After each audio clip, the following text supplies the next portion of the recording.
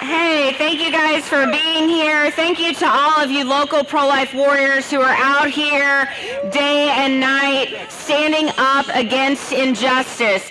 You know, it's, oh man, it's interesting. I stand in front of these Planned Parenthood clinics and I see these escorts and it makes me laugh because I used to be one of them too. That just goes to show you that God is bigger. He is bigger than any of our past. He is bigger than anything that keeps us in bondage. And He wants us to be free. Amen. And there is freedom outside of the abortion industry. And we are trying to provide that through And Then There Were None, reaching out to those who work in abortion clinics or abortion clinic nurses, and even, yes, abortion doctors. And you know what? They're leaving. We've had over 500 abortion clinic workers leave their jobs and find hope and healing in Christ. No one is too far to receive conversion and healing from Christ. You know, on the way here, somebody yelled out the window, real courageous like, that they support Planned Parenthood. And I thought to myself, oh, you do?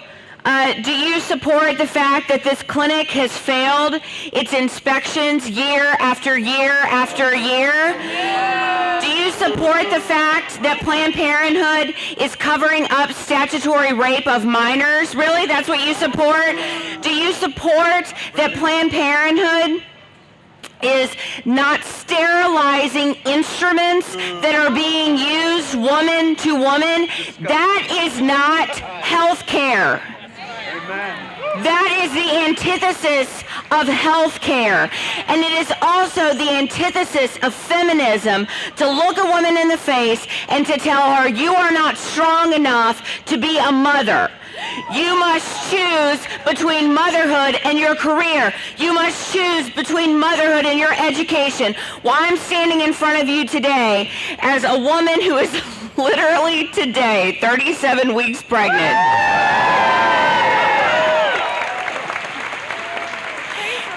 And I did not have to give up my education to be a mother. I did not have to give up my career to be a mother. It is time to refuse to choose. We will not choose between one or the other. We will respect both women and their children and their femininity and their reproduction and their fertility. And we will continue to do it until clinics like this no longer exist. And every woman who walks into a physician's office is actually treated with love and respect and care. Amen.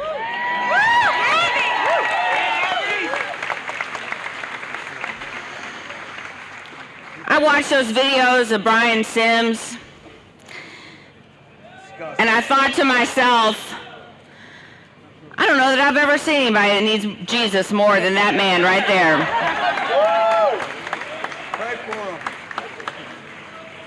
And we're going to pray for him. Awesome.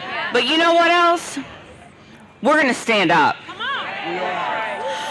We are not going to continue to be bullied as pro-lifers. I am sick of this idea that just because we are Christians, we cannot stand up and defend ourselves, that we cannot stand up and defend our unborn brothers and sisters. We are going to stand up.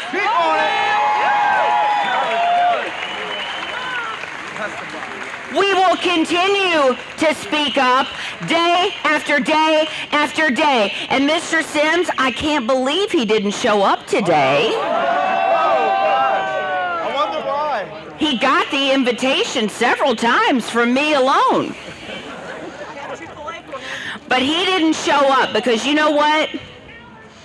It is cowardly to defend death. It is courageous to defend life.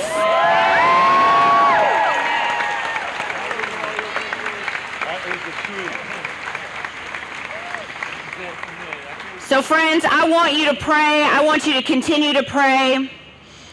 But we have to turn our prayers into action. For some of you, this may be the first time you've ever stood out in front of an abortion clinic. Don't let it be your last. That's right.